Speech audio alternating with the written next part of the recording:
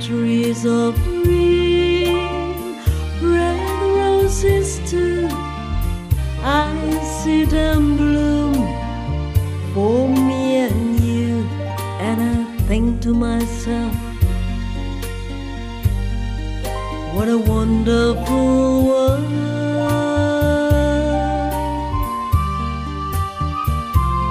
I see skies of blue and clouds of white, the bright blue sea, the dark sacred night, and I think to myself, what a wonderful world.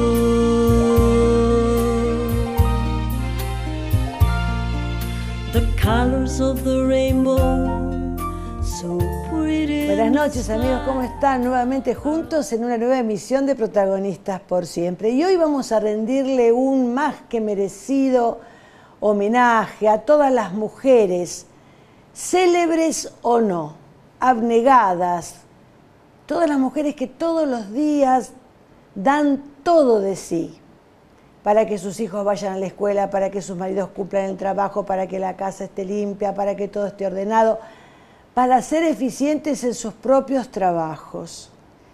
Ya que hace poquito se conmemoró un nuevo aniversario del Día Internacional de la Mujer, el 8 de marzo.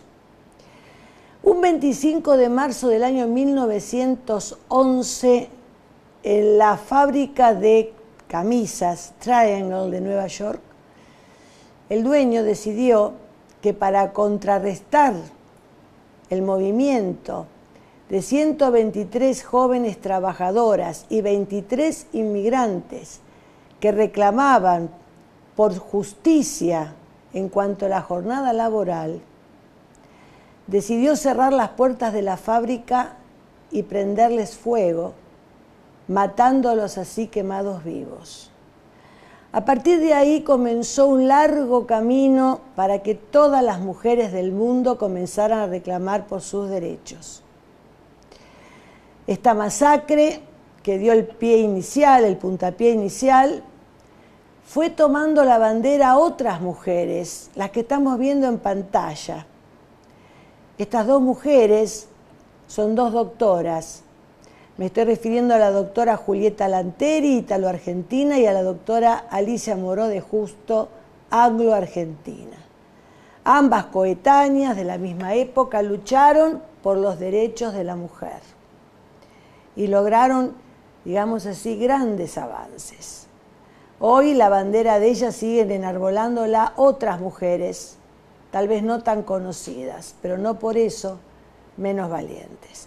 Así que el programa de hoy lo vamos a dedicar a rendirle un justo homenaje y va a ser un lujo porque me van a acompañar dos señores historiadores. Así que no se lo pierdan porque el programa va a estar más que interesante, ya veremos. En este primer libro de la saga, Crimen en el Convento de la Adoración, se plantea un terrible misterio. Una a una las alumnas del último año están desapareciendo. Y el comisario Ledesma, junto a su amigo, el sacerdote Pablo Monallar, deberán aguzar su ingenio para resolverlo.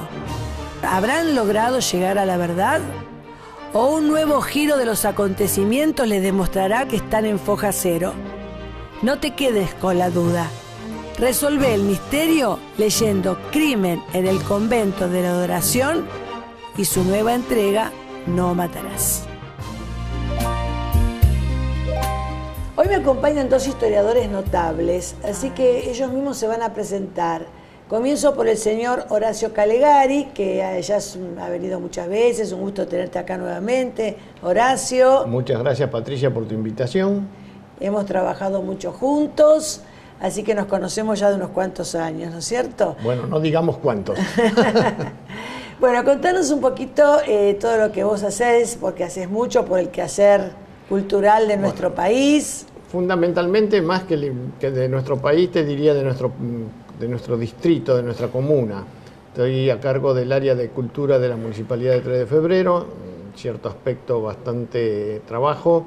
Este año tenemos una serie de aniversarios notables, por eso de que son años con fechas muy Y sí, un año electoral distintivas. también, claro. Y bueno, no, pero más allá de lo electoral, tenemos los 75 años de la creación de Ciudad Jardín Loma del Palomar, los 60 años del nacimiento del partido, allá por 1959, y los 150 años del Colegio Militar de la Nación, que sus instalaciones están dentro de los límites nuestros. O sea que tenemos fiesta por partida triple. Por partida triple, sí, sí. Y eso te implica un triple trabajo. ¿No es Sí, cierto? sí, pero bueno. Un triple esfuerzo, digamos así. Y el señor que nos acompaña es el profesor Juan Carlos Carinelli. Mucho gusto de tenerlo acá, Juan Carlos, por Igualmente, primera vez. muchas gracias. Al contrario, gracias a usted. Y profesor de la UBA en Historia, y bueno, también hace muchísimo por el quehacer cultural de nuestro país. Si nos puede contar un poquito. Sí, cómo no. Bueno, como tenemos años de estudio, años de trabajo y años de docencia, es tratar de, a la nueva época, la juventud, lógico, es nueva, tratar de inculcarle nuestras raíces. ¿Por qué nuestras raíces? Porque no tenemos que olvidarnos de nuestros pasados, porque hemos llegado acá a estar en este estudio tan perfectamente ubicado, con toda la tecnología. ¿Por qué? Porque tanta gente ha dejado parte de su vida para poder llegar a esto, para tratar de superarnos. Y eso es lo que hay que tratar de inculcar a la juventud, de que no se olviden de lo que plantaron las piedras fundamentales. Bueno, por eso hoy el homenaje a estas, vamos a comenzar por homenajear a estas mujeres notables, abnegadas, inteligentes y sobre todo valerosas.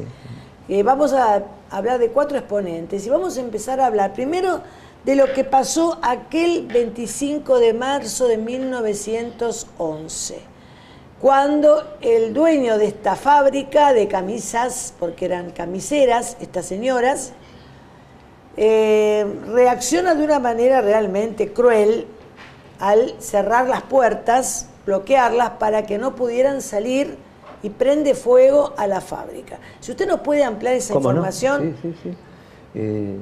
Lo más acotado que se pueda, porque es un tema bastante que da para largo. mucho, lógicamente. Bueno, tenemos que es el génesis del Día de la Mujer, porque no cayó como un paracaídas o como el Zeppelin, que estamos trabajando acá con un amigo, mejor dicho, está trabajando con un amigo, que cayó hacia el 8, es el día de marzo, es el Día de la Mujer. No es así.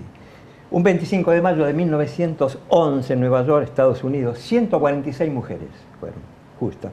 Mueren en un incendio intencional en el 8º piso de la fábrica textil de camisas, blusas, El Triángulo. En el invierno de 1909, 2 años antes, estas trabajadoras realizaron una huelga, fueron las impulsoras. Por eso es esta represión y este holocausto, solicitando mejoras. Y hablamos porque esto fue un holocausto. Holocausto significa todo, causto quemado, todo quemado. Eso es lo que pasó en esta fábrica. El movimiento se extendió a más de 20.000 empleadas, 20.000 obreras de las compañías afiliadas al sindicato. Las obreras reclamaban, y esto es muy importante, las obreras reclamaban a sus patrones mejoras salariales, reducción de las jornadas laborales de 8 horas. ¿Por qué? Porque trabajaban 12 horas por día, incluidos sábados y domingos. Pedían descanso dominical y el fin de la explotación de sus hijos. ¿Por qué? Las mujeres llevaban a sus hijos a esta fábrica de camisas y también nos hacía trabajar, o limpiando, acomodando. Era la madre con sus hijos trabajando.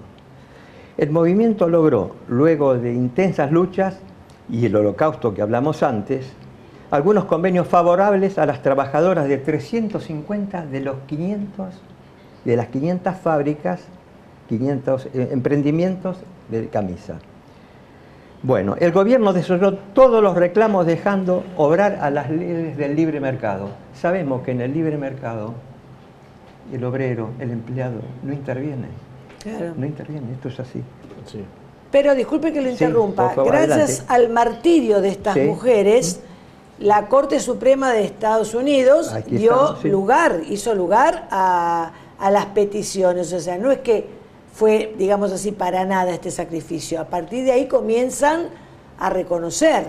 El 8 de marzo como fecha universal de la mujer luchadora. Sí. No es que esto No, haya no. salido porque sí, sino Claro, tuvo claro. todo esto para llegar a Sí, creo que se conmemore, que fue- no se festeja, se conmemora el Día de la Mujer. No, festejar imposible, conmemorar. Clara Zetkin fue la que, digamos, propició esa Sí. fecha, ¿no? Clara Zetkin. Bueno, no nos olvidemos, en el programa anterior con la profesora de historia, Eliana Gamaliel, hablamos de la época victoriana, ¿no? De la explotación que ya en Inglaterra, y que esto lo retrata muy bien Charles Dickens en sus novelas, hablamos de la explotación que se hacían los ingleses en la época victoriana en Inglaterra. Esto no es casual. O sea que, digamos, en aquellos momentos la explotación estaba generalizada. Y acá también llega, porque por eso se produjo el anarquismo y las revueltas que llegaron a principios del siglo Sí. acá en Argentina, ¿no es cierto? Estamos viendo una época en la cual todavía los derechos de los trabajadores no son reconocidos. Vamos a empezar a hablar de Macacha Güemes por una cuestión cronológica, ¿Cómo no? ¿no? Que Perfecto. fue la hermana de Martín Miguel de Miguel de Güemes, Güemes, ¿sí? Sí, si la podemos ir viendo, aunque sea en foto, a Macacha Güemes, por el hecho de que ella ayudó mucho a su hermano, a pesar de que venían de una familia realista, porque era una familia de grandes hacendados, pero que eran españoles los padres. Seguro. Ellos venían de una sociedad, digamos, económica alta, ¿no? Macacha. Sí. Y ella va a ayudar a Martín Miguel en este tema de la independencia de Salta y en la guerra, en la guerra gaucha. ¿Es así, Juan Carlos? Sí, mire, eso en un segundito lo contamos y más acotado que el anterior. María Magdalena Dámaso Güemes, Macacha Güemes. Nació en Salta en 1787. Pertenece a la clase social alta de los hacendados criollos, como usted decía, con fortunas visibles. No era que hablábamos de fortuna, se veía lo que tenían. La estrecha relación de Macacha con su hermano, Martín Miguel de Güemes, fue desde su infancia. Y esto la llevó a trabajar junto por la Revolución. Un ejemplo, repartir tierra de los terratenientes nostalgiosos del feudalismo, pero sus propias tierras también las repartió. Hizo una reforma agraria. Fueron los primeros que se habló acá en la República Argentina de la reforma agraria. Pero comenzó con sus propias tierras. Ponerle el pecho a las balas y armar la estructura guerrillera de la patria al norte de las invasiones realistas. Macacha y Martín, al mando de los Infernales, que fue el nombre del que tomó el ejército. Claro, al mando de los Infernales, que fue un grupo salteños y jujeños para defender al norte de la invasión realista.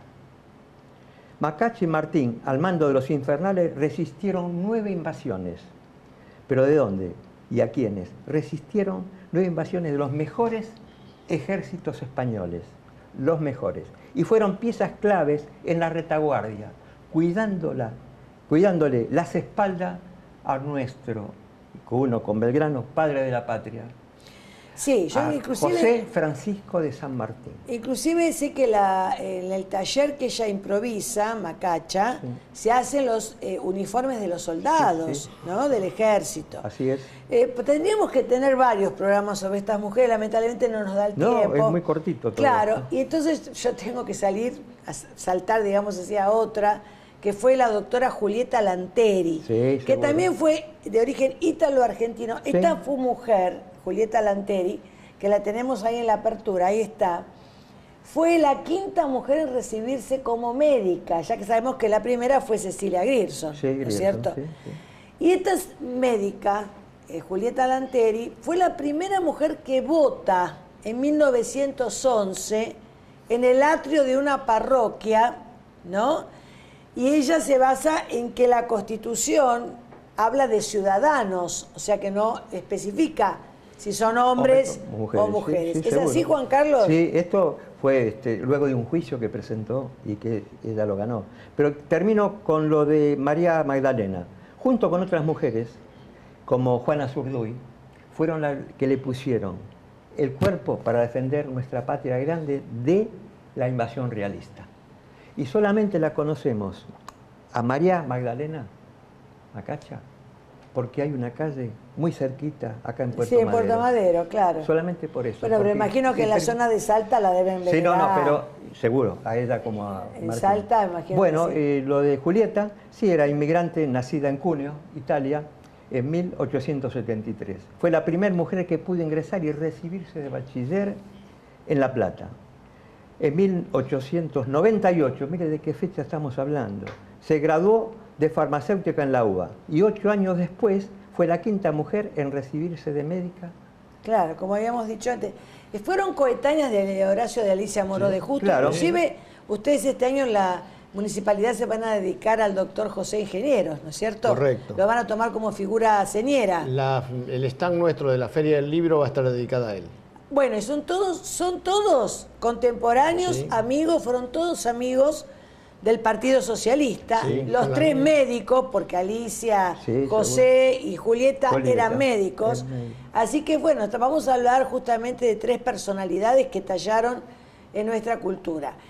Ya no tenemos que ir al segundo bloque, pero no dejamos, porque tenemos mucho de qué hablar hoy.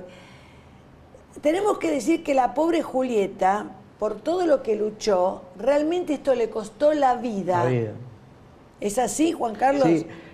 Sí, Julieta, como en otro momento que también va a aparecer con Alicia Moró de Justo, en época para votar, en esa época, las mujeres, como usted lo dijo antes, tuvo que hacer un juicio y un doctor, un juez, le dio la posibilidad de que pueda votar y presentarse como diputada. Ella sacó, en total, sufragios, Julieta obtuvo 1.800 votos, sobre 155.000 de los sufragios. ¿Pero por qué? La única mujer que votó fue ella, porque se usaba en ese momento el padrón de los hombres, que era el padrón del servicio militar. Entonces, claro, estaban- eran había- todos hombres. Claro, todos hombres. Claro. Pero a partir de eso y con el patriarcado que había en ese momento, y esa rigidez del hombre claro, sobre sí. la mujer, bueno, sacó bastante. Así que tenemos Ella- que estar muy orgullosos de su trabajo. Es muy largo su vida. Claro, pero ella fue la con esto- pionera, digamos así, Claro, que después se iba a ver cristalizado en la época de Eva Perón. Claro. Claro. Porque fue a instancias de Eva Perón, que se sancionó, Perón en el año 1947, ¿no es cierto?, sanciona y firma el decreto por el cual las mujeres, pero pueden recién votar. van a votar en el 51 las mujeres. 51. Antes no. Pero en esa, digamos, lucha ideológica, porque era de ideología, hubo tanto diputados como senadores que dijeron en su momento que eran médicos y especialistas, usted que viene de la rama de la medicina, era especialistas que decían que el cerebro de la mujer pesaba menos que el cerebro de los varones. Bueno, Esto es así. ya me tengo que ir al segundo bloque. I see En este primer libro de la saga, Crimen en el convento de la Adoración, se plantea un terrible misterio. Una a una las alumnas del último año están desapareciendo. Y el comisario Ledesma, junto a su amigo, el sacerdote Pablo Monallar, deberán aguzar su ingenio para resolverlo. ¿Habrán logrado llegar a la verdad? ¿O un nuevo giro de los acontecimientos les demostrará que están en foja cero? No te quedes con la duda. Resolve el misterio leyendo Crimen en el convento de la Adoración y su nueva entrega, No matarás. Bueno, vamos a hablar primero de Alicia Moró de Justo. ¿Quién nos recuerda a la doctora, ¿no?, que se casó en segundas nupcias con el político Juan B. Justo? Y esta mujer que desde muy, muy joven comienza la lucha por los derechos femeninos. Y logra muchísimo, ¿es así, Juan Carlos? Así es. Y Alicia Moró nació en 1885, en el exilio de sus padres. Venían de Londres, donde habían buscado refugio contra la persecución luego de la derrota de la Comuna de París, en 1871. Armando Moró, su papá, había participado activamente y poco después del nacimiento de Alicia se embarcaron y llegaron a nuestra querida Buenos Aires, donde Armando se vinculó al grupo socialista y empezamos por la rama familiar de Los Iguales, una de las organizaciones que en 1896 comenzaron a fundar nuestro partido, hablo nuestro porque fue en Argentina, nuestro Partido Socialista. Alicia inició su escuela en 1902, la escuela secundaria en el Normal 1 de la Avenida Córdoba, Sí. de la Avenida Córdoba, de nuestra capital, donde 2 años después se recibió de maestra. Allí tuvo como profesor, ¿a quién? A don Hipólito Yrigoyen. Fue profesor de Alicia Moró de Justo. Participó en el Congreso Internacional del Libre Pensamiento, a partir del cual inició su militancia feminista, que los estudios universitarios la llevaron a participar y sumarse al Partido Socialista. En 1900, adelante, perdón, sí, le tengo que cortar un Sí, poquito no, la no. biografía porque se nos hace muy extenso. Bueno, y perfecto. yo lo que más que nada quiero centrarme Sí. en los logros que ella ha tenido como luchadora, porque ella luchó muchísimo.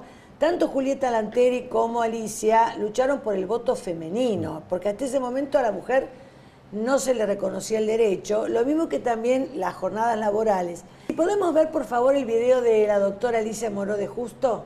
En aquellos años de luchas por nuestros derechos, resaltó la figura de Alicia Moró. Recibida de médica dentro de la ginecología, se dedicó a estudiar las enfermedades relacionadas con la discriminación de la mujer.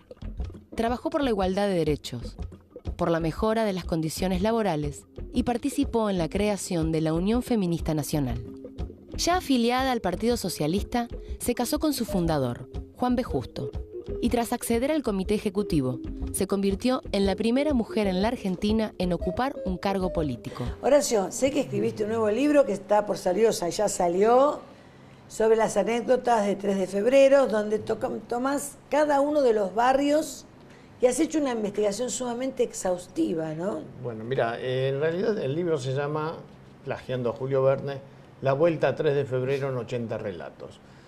Tratamos de elegir aquellos relatos de cosas que no son muy conocidas, pero que en el fondo son cosas pintorescas o que sucedieron a la vista de la gente y la gente pasó desapercibida. Por ejemplo, lo comentaba con el amigo Carinelli, que 3 de febrero tiene el lujo, se puede dar, de tener el equipo de fútbol, el único equipo de la República Argentina, que entre sus equipos, entre sus jugadores profesionales, tuvo un presidente de la República. ¿Quién fue? El equipo es Almagro y Arturo Frondizi fue jugador de Almagro. Y Mirá los lo documentamos años, con qué una foto de los bárbaro. años 40. ¡Qué bien! Por otro lado, hay anécdotas como el tren. Contame esa anécdota del tren, que es increíble, lo que pasó en el año 1999. En mayo del 99, muy buena memoria. Un tren del ferrocarril Urquiza se detiene en la estación de Voto, todo normal, hay unos 400, 500 pasajeros a bordo. Cuando va a arrancar, una de las puertas no cierra. Ay, qué cosa. Sin eso, el tren no se puede, no avanza. Se baja el conductor, golpea la puerta se cierra y el tren se va. Y el conductor se queda abajo. Ay, qué terrible. Pasó por Lynch, pasó por Fernández Moreno, por Lourdes, cada vez aumentaba más la velocidad, la gente empieza a Sí, ponerse loca arriba, me porque te imagino, porque se da imaginás, cuenta de que algo normal hasta que un está pasajero ocurriendo. Claro. descubre, llegando a Martín Coronado, cuando va alcanzando al tren anterior, consigue abrir la cabina y frenar el tren. ¿Qué había pasado? Que los conductores, por comodidad, le ponían a un sistema que se llama de hombre muerto, una manija que hay que apretarla, le ponían una banda de goma. Para notar que ahí con la mano apretada. Ay, se quedó trabada la manija. Y se fue. Pero qué locura. Bueno, te imaginas. Y gracias a Dios que no hubo como el otro tren, Sí. por el cual están juzgados, Sí, ¿no? Pudo haber sido Pudo haber sido realmente otro un siniestro desastre. tremendo. Una tragedia. Pero vos te das Le- cuenta que de que la mayor parte de las cosas ocurren por desidia, Sí, inoperancia y sobre todo irresponsabilidad, porque eso de que atar se trabó la manija y ahí entonces el tren, Salió. ay, menos mal que un pasajero se Sí, animó sí. a meterse en la cabina. Bueno, le costó esto a Metrovías, año 99, una fortuna en multa, Ah, ¿sí? 885.000 pesos. ¿Te Me imaginas? imagino, y no hubo ningún juicio, nada, ¿no? No, porque no llegó a haber No, víctimas, no, claro, pero si no podría haber sido otro desastre, un desastre total. como el 22 de febrero en la En tragedia 11. de 11, sí. Usted fue presidente del Club Almagro, ¿no? Así es, sí. ¿Durante cuánto tiempo? 2 temporadas, 4 años. 4 años. ¿Y qué lo llevó a ser presidente? Bueno. Usted es socio, ¿cómo es socio del Soy club? socio de Almagro, claro. Yo Claro. soy, primero, hincha, porque mi padre era quintero Ajá. y llevaba sus productos con una chata en la época de que era caseros, todo barro, al mercado de abastos. Llevaba sus productos con una chata muy grande que tenía un cadenero, que era el que tiraba, los Ajá. percherones, los caballos que tienen las patas grandes, y 2 laderos. Con 3 caballos llevaban para salir del barro. Iba hasta la calle Corrientes, el mercado de abastos. Ataban los días sábados los animales ahí cerca de la puerta del abasto, iban la mayoría a ver el Club Almagro, que estaba, primero estaba en Parque Chas, después en Fraga y Estomba, que estaba muy cerquita, y bueno, yo era uno de esos que iba a ver lo de Almagro, de chiquitito. Después, por esas cosas de la vida, el Club Almagro se establece su cancha a 10, 12 cuadras de mi casa. Ah. Y bueno, y ahí seguimos como hincha, como simpatizante, no como empresario, porque siempre se dice que para ser dirigente o ser presidente hay que ser empresario, no. Yo como hincha de Almagro... Ya accedió a la presidencia. de Almagro. ¿Y en qué año fue a Juan Carlos eso? En el año 2010, porque en el 2011 yo fui presidente del centenario de Almagro. Ah, qué Del bueno. 2010 al 2014. ¿Y qué tal? ¿Fue una tarea muy ardua? Sí, es una tarea ardua porque incluye muchos factores que uno desconoce. Por ejemplo, estamos muy cerca de barrios, por ejemplo, el Ejército de los Andes, que son todos hinchas de Almagro, que a veces no siempre se puede llegar a un diálogo, sino entran otros factores. Claro, hay mucha violencia en el fútbol. Hay violencia y aparte, por ejemplo, nuestro club, que es un club, digamos, de barrio, porque es así, es un club de barrio, actualmente claro. lo decía, un club de barrio, que es completamente solidario, es un club, una asociación sin fines de lucro, pero al ser profesional en el fútbol argentino, es uno de los sectores donde más dinero se mueve.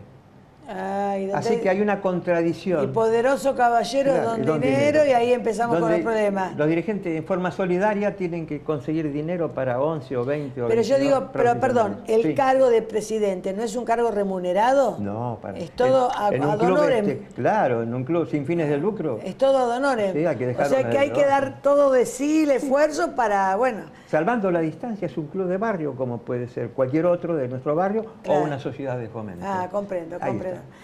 ¿Me permitís? Sí, por favor. La primera cancha de Almagro Sí. también estuvo en 3 de febrero. ¿Cuál fue? Claro. En la esquina de lo ¿Dónde que está? hoy son las calles Springolos y Lynch, en Ah. Cespeña. ¿Y qué? Los terrenos que hoy ocupan el campus de la UNTREF, Ay, qué de la bueno. ¿Y universidad. qué año fue con todo Del eso? 16 al 20. Qué bien, mira vos.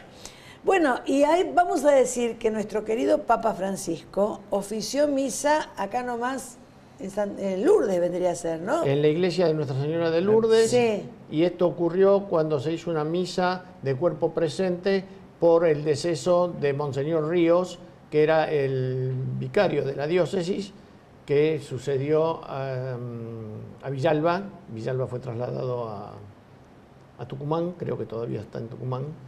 Y al morir Ríos, bueno, él fue el que Oficia la misa. ofició la misa de cuerpo Cuando presente en la iglesia de Lourdes. Hoy es 13 de marzo y se cumplen 6 años de la asunción de Francisco al papado.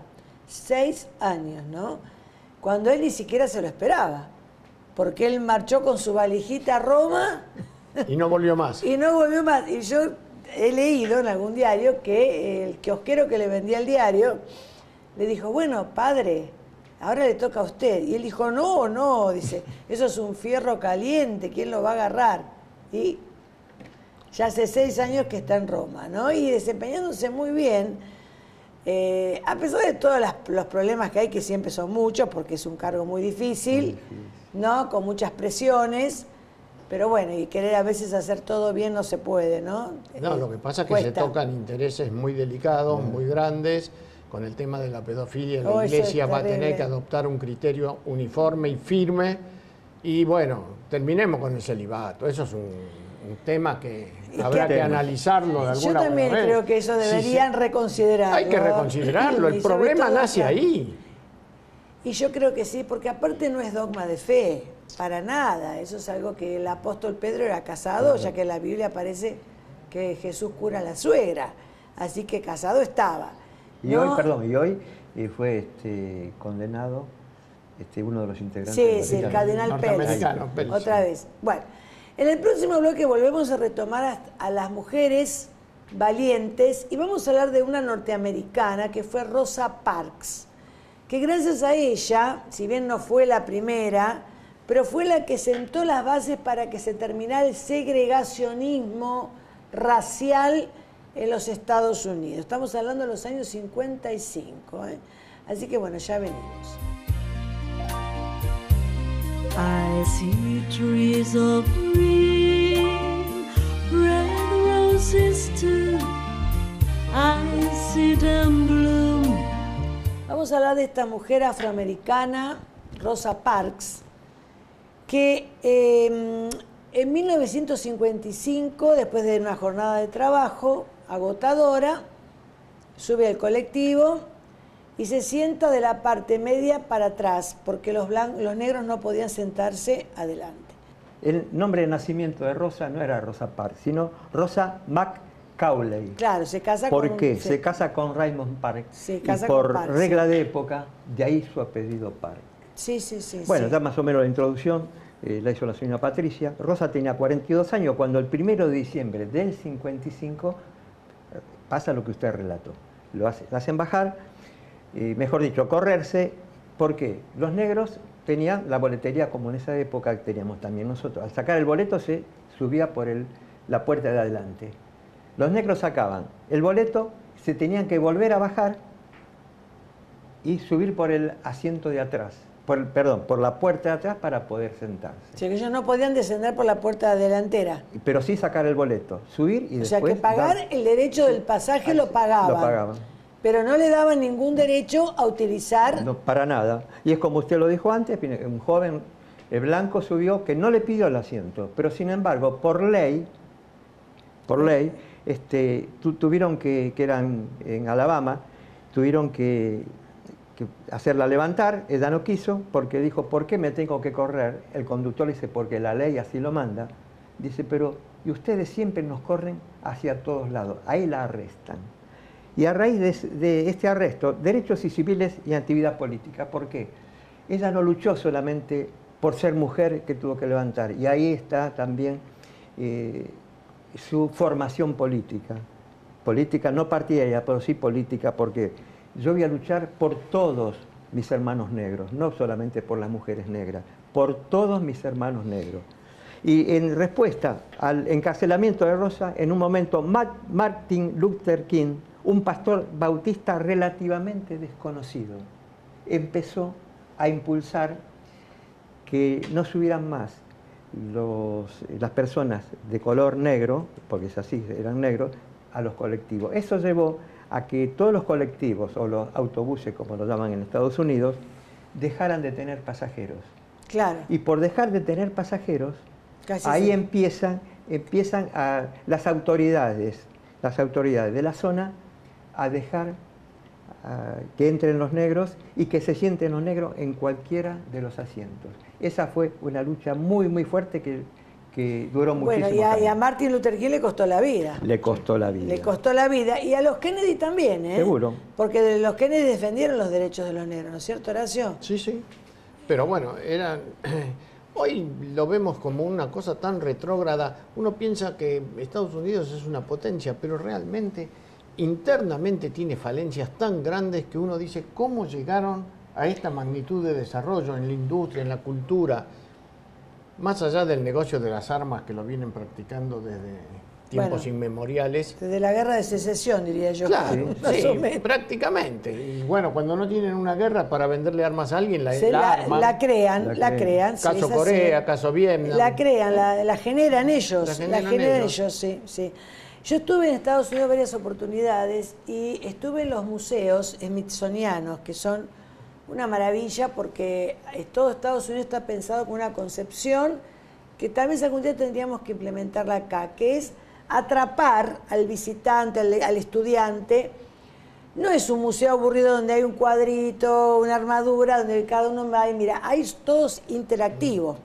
Entonces los chicos interactúan, ¿no? Y aprenden interactuando, lo cual es muy importante. Porque la tecnología está a la orden del día, entonces hay robots, computadoras, bueno. cámaras donde los chicos entran y ven un viaje al pasado, al futuro. Es una maravilla, esos museos son una maravilla. Yo recuerdo haber estado en el Museo de Historia, allá, y salí con una terrible angustia. ¿Por qué? Porque desde la guerra de, digamos así, de la independencia, Sí, 1776. el 4 de julio de 1776, es un país que no ha dejado de estar en guerra ni un solo día con alguien. Entonces, cuando uno sale del museo, están enterrados acá los muertos de la guerra de secesión, los muertos de la Primera Guerra Mundial, los muertos de la guerra de Corea, los muertos de la guerra de Vietnam. Todos cementerios y cementerios de los soldados caídos en las distintas guerras. Y uno percibe esa angustia de un país que no ha dejado un día de participar Lo que pasa que en guerra. Siempre ha estado en guerra. Esas participaciones en guerras, Patricia, le genera la venta por circuitos externos de gran cantidad de armas. Bueno, La industria de las armas era en algún momento la tercera. Ellos necesitan de los ingreso. países subdesarrollados para subsistir. Y Antes se lógicamente- hablaba del Papa. Cuando el Papa va a Estados Unidos, ¿dónde va a dar sus primeras charlas? ¿Estar con quién? Con los pobres, que son millones de pobres, a pesar de la primer potencia del mundo. Sí, por supuesto, hay mucha Potencia pobreza. militar del mundo, pero que ya ahora está, no digamos que está en decadencia, pero llegó a una meseta. Claro. Llegó a una meseta. Estados Unidos y otros países, bueno, van evolucionando. Y que el Papa haya ido ahí, no a Miami, sino a esos lugares donde duele. Claro, donde claro. duele. Sí, sí. Y siempre se necesita de países subdesarrollados para fomentar guerras, para que ellos una clase social de Estados Unidos Sí. pueda vivir. Si podemos ver el video de ese incidente que tuvo la señora Parks. Una tarde del 1 de diciembre de este año, una señora afroestadounidense costurera salía de su trabajo con rumbo a su hogar. Acababa de tener una jornada de trabajo larga y pesada. Cansada, casi arrastrando los pies, subió al autobús. Pagó su pasaje. Caminó hacia atrás y se sentó. Todos la miraron anodadados. Tanto blancos y negros, muchos se ofendieron y le hablaron al conductor. Este le pidió que se pusiera de pie.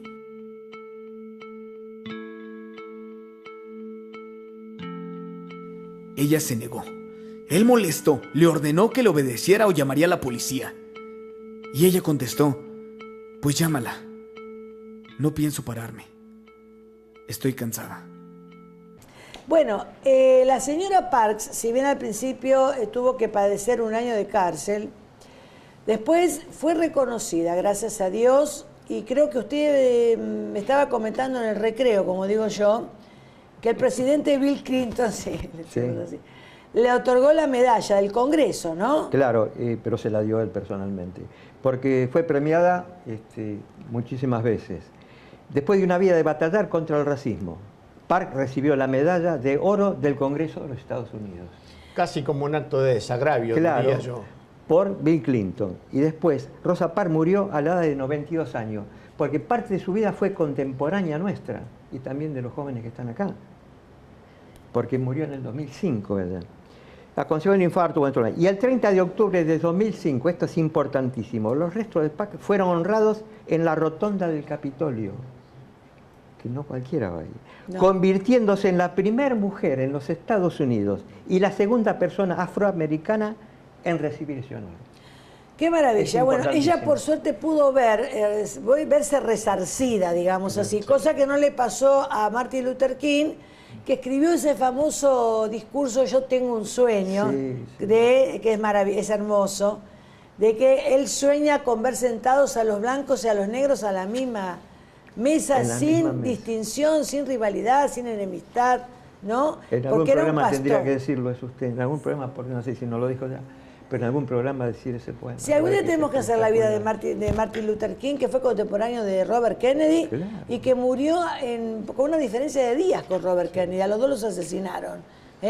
Bueno, Primero acá- creo que asesinaron a Martin Luther King, después al poco tiempo, a los días, matan a Robert Kennedy. Estados Unidos tiene también, como hablamos de las guerras que fabrican asesinatos también y figuras.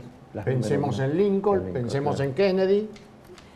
Yo creo que ellos tienen un sistema de vida, por lo que yo he podido comprobar las veces que he ido allá. Es un país muy organizado, muy ordenado, muy prolijo, muy eficiente, porque hay que decirlo y es así. Muy educados son también. Y son también serviciales, ¿eh? Son serviciales. Pero ellos se rigen por un sistema, por lo que yo he podido apreciar. Ese sistema rige la vida de un niño de 3 años que va al jardín de infantes y rige al presidente de la nación. Ellos tienen un sistema de vida. Y todo aquel que se sale del sistema, ese es el que tiene problemas. Porque ellos tienen una manera de vivir, está sustentado en su idiosincrasia y tienen una forma de vida. Y todo aquel que va en contra de eso, digamos que está fuera del sistema.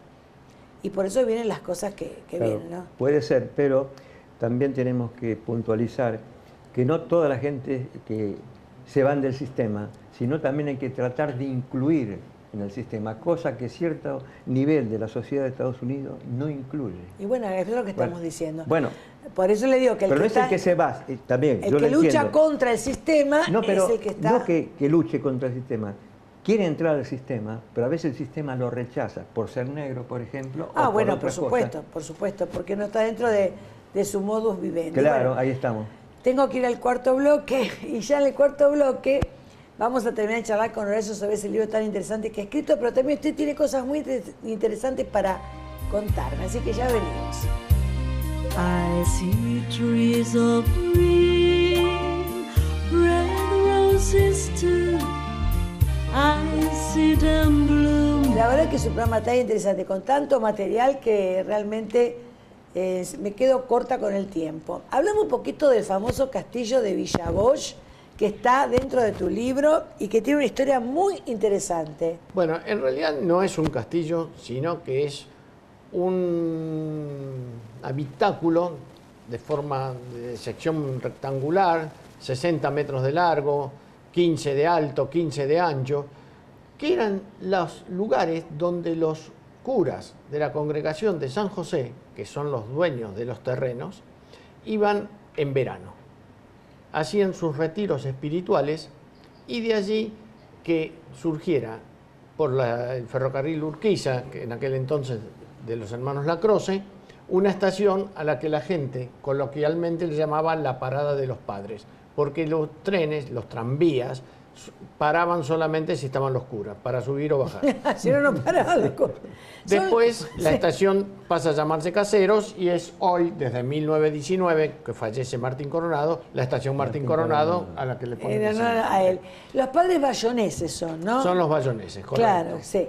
Y después los retiros dejaron de hacerse acá en esta casa. Creo que se fueron a otro lado a hacer Están retiros. en Adrogué. Ah, por Entonces, eso. el castillo, que es la comunidad de Coronado, trata de revitalizarlo o de salvarlo de una destrucción total, porque hoy vos ves los postigos se están cayendo, la pintura... no hay refacción, no hay mantenimiento en absoluto, claro. porque los fondos de que dispone la comunidad, la congregación, van A otros a lugares, Adrogué, claro.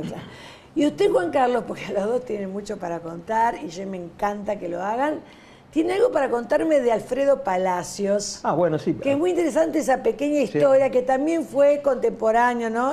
Palacios de estas médicas.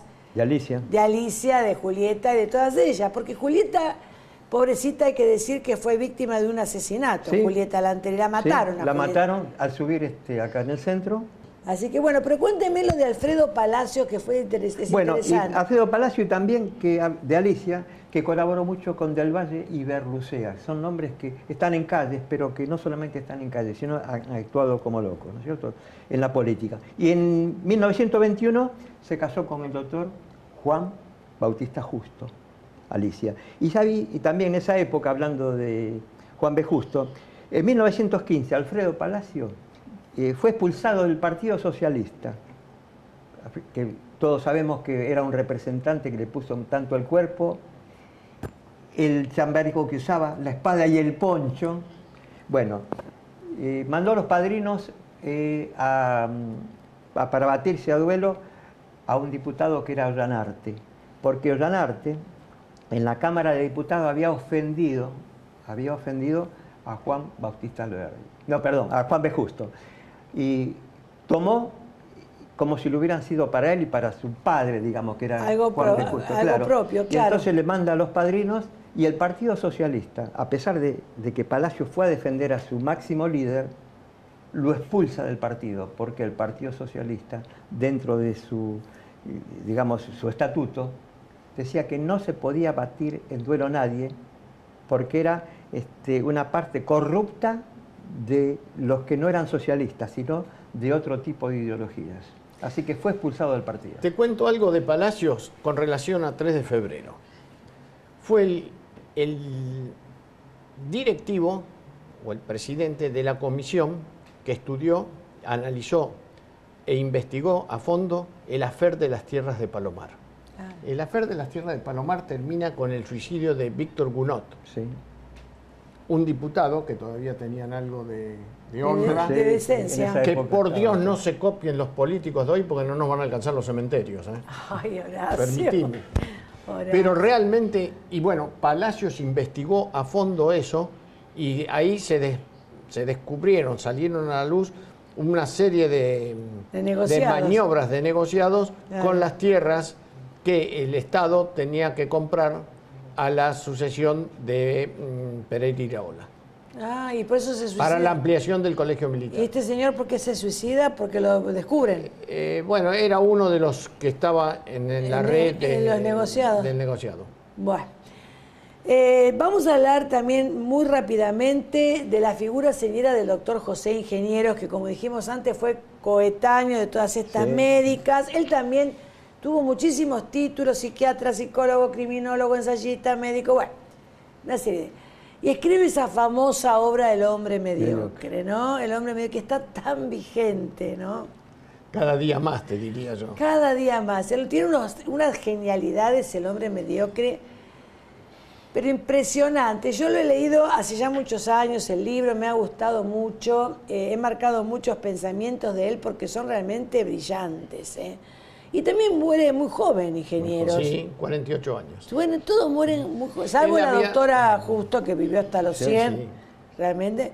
Pues mueren Ingenieros jóvenes. había nacido en Palermo, pero no el barrio porteño, sino No, en no, Palermo de Italia, sí, sí. De muy chico viene con los padres, se radica en nuestro país y acá desarrolla toda su tecnología, su ciencia, su educación. Tanto es así que cuando ya es, digamos, un preclaro hombre de ciencia, es invitado a dar charlas, conferencias en Europa. E invitado para viajar, al regreso de uno de los viajes de Europa, México, el gobierno mexicano lo invita. Y en las vísperas de iniciar el viaje muere. Ay, qué lástima. 1925. ¿No se sabe de que muere tan joven, 48 años? Sí, bueno. No se sabe. Bueno, lo mismo que Justo. Decían Justo era la muere muerte joven natural. también. Sí, Justo se muere de un síncope. Lo que pasa es que en aquella época no existía la tecnología que hay hoy. La que se- expectativa de vida era muy corta. era corta y aparte los estudios que hay hoy que pueden Sí, detectar claro. obstrucciones cardíacas. No Es el existía. diagnóstico lo que va. Claro, no, en la época de Justo, que también era médico Justo. Sí, ¿no? sí. Juan B. Justo también fue médico. Sí. Sí, no había la forma de detección precoz, porque hoy en día con los stent y todo ese tipo de cosas salvan alargan muchas la vida. muchas vidas. Pero este hombre que era positivista, Claro, fue el José- introductor del positivismo. Del positivismo. del positivismo En la sí. República Argentina. Claro. Y hablando un segundito para atrás, hablando de José Ingenieros, a la entrada, que ahora el municipio lo está arreglando todo, hay un busto, no sé, creo que acá también lo sabe, hay un busto que fue donado, y que es una Venus, que fue donado por la hija de José Ingenieros. Sí, el es busto cierto. que está en el metal, que es de mármol de Carrara. Ay, qué Es lo lindo único eso. que tenemos real. Valga la aclaración. José Ingenieros nunca estuvo, no lo hemos claro. detectado en 3 de febrero. Estuvo. Pero sí hubo, como consecuencia de la comunidad de José Ingenieros, la iniciativa de hacerle un monumento que se iba a emplazar ahí, en el Paseo de los Granaderos. Sí, sí. Y de lo único que quedó fue la cabeza, porque Américo Fornaroli, el escultor de José Ingeniero que estaba a cargo de la obra, lamentablemente falleció. Falleció también. La cabeza de José Ingeniero estuvo expuesta en el Salón del Banco Provincia de José Ingenieros, de esa localidad, por muchos años y hoy no la veo más, no sé qué se hizo. El tema de la Venus de Milo creo que dentro de la remodelación que el municipio de 3 de febrero está haciendo del Paseo de los Granaderos, va a tener un destino muy cercano y también cercado, para evitar que la sigan pintando. La pintaban con la camiseta de Almagro. La barra brava de Almagro siempre la pintaba con los colores de Almagro. Y otra cosita más, ya para terminar lo de Alicia. Alicia Amaro de Justo estuvo en Caseros, en el cruce de la avenida Urquiza y avenida San Martín. Sí. Tuve la posibilidad de ser muy chiquitito de que mis padres me han llevado a ese acto. Claro, fue una mujer que hasta los 90 estuvo activa. Sí, sí. Y aparte yo recuerdo una entrevista que le hicieron, que estaban, pero muy lúcida. Ella muere a los 100 años, Sí. pero creo que unos meses antes de morir la entrevistaron, y estaba re lúcida. Gracias a Dios conservaba la lucidez. Fue una mujer que estuvo mentalmente muy activa todo el tiempo, y esa actividad permanente. Me gustaría dejar una frase de Alicia, que una vez le preguntaron qué le gusta. Primero le preguntaron si ella creía en Dios, y ella dijo que le preguntaran al Papa, porque ella era atea, no creía en Dios. Pero sí dijo, cuando le preguntaron qué frase le gustaría que pusieran en su epitafio, y ella dijo que le gustaría que pusiesen: aquí yace una luchadora contra los molinos de viento. Sí. O sea que me parece que bueno, que la lucha de ella, que si bien consiguió muchos beneficios para las mujeres, como ser la licencia por maternidad, el tener tiempo para amamantar a los hijos, el derecho al voto, bueno, la reducción de la jornada laboral, que al final quedó en 8 horas, y que fueran equiparando los sueldos tanto de mujeres como de hombres, porque todavía dicen que las mujeres no ganan en igual proporción actualmente. No, ganan un 25% menos, algo por el estilo. Las profesionales de la no empresa, no ganan lo mismo. Bueno, me imagino que no debe haber sido nada sencillo luchar contra los prejuicios de la época, Sí, ¿no? no, muy difícil todo. Inclusive a Julieta Lanteri le hicieron la guerra porque ella quiso seguir con su carrera de científica y no, se la obstaculizaron totalmente, ¿no? Los prejuicios, ¿sí? ¿Usted qué quería agregar? Que me decía que quería agregar algo más sobre Alicia. Bueno, era sobre eso, por ejemplo, lo que usted dice, las últimas frases, eso de cuando dijeron, bueno, cuando yo no esté más quisiera que pusieran contra los molinos de viento. Pero ella, estando muy lúcida, dice: siempre creí que este país merecía ser distinto, que un día íbamos a unirnos todos y el destino cambiaría. Recuerdo los barrios obreros de esta ciudad cuando llegábamos con las banderas rojas por el Partido Socialista y la gente se iba reuniendo y se iban logrando cosas. Cuando el Partido Socialista era una parte linda de nuestras vidas. Cuando las mujeres nos juntábamos por primera vez y empezábamos a pelear por nosotras. Qué mujeres luchadoras, abnegadas, ¿no? Inclusive la persona que denuncia el asesinato de Julieta Lanteri fue una señora llamada Di Carlo. Esta señora denuncia, porque primero dijeron que había muerto de un accidente automovilístico, y eso se sabe que no fue así, sino que un tal Klappenbach fue el asesino de Lanteri, que era un asesino ya contratado a sueldo. Entonces esta señora Di Carlo es la que lo va a denunciar, pero después en represalia le arrasan la casa a esta pobre mujer. O sea que las épocas todas han tenido, digamos así, no hay nada nuevo bajo el sol. Mire, eso está en lo que usted está diciendo está en el archivo de la Nación. Julieta Lanteri, año 5, tomo 5, de 1907. Bueno. Todo eso fue hecho. Lamentablemente se me acabó el programa, se me acabó el tiempo. La charla ha sido muy interesante. Me encantó charlar con ustedes porque sinceramente saben muchísimo los dos y han hecho unos comentarios interesantísimos. Así que muchas gracias por estar acá. Gracias a vos por la invitación. Y bueno, espero nuevamente convocarlos para otra oportunidad. Señora Patricia, ha sido un gusto compartir. Y realmente, bueno, a los dos, Muchas gracias. Gracias a vos. Y nosotros nos veremos en una nueva emisión de Protagonistas, Dios mediante. Gracias. I see trees of green, red roses too. I see them bloom for me and you. And I think to myself, What a wonderful world.